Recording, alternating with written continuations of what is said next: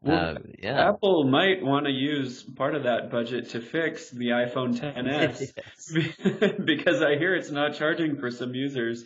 I was reading online that some people had plugged it in at night. Yeah. Even with their alarm clock set, and in the morning their phones were dead. They woke up late for work, and because the phone didn't charge at all. Now, the articles that I read said that as long as the screen was lit, it was charging, but as soon as the screen turned off, it stopped charging. That's no good. It's actually you're remember how expensive these iPhone XS's and S what 2,000 Canadian. yeah, they're super expensive.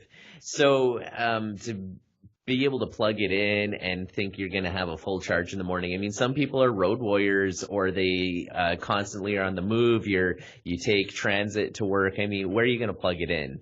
So that can be really bad for you. Now, a lot of this information came from, I'm trying to remember his last name, but his name is Lou.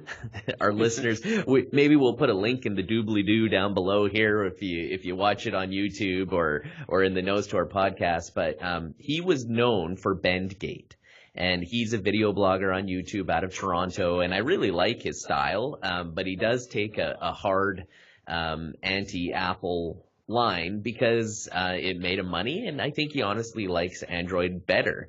But he found this issue, and since he started blogging about it, more and more people, especially on Reddit, have said, no, that happens to my phone as well. So, and then they thought it was just with the 10 or the XS and the XS Max.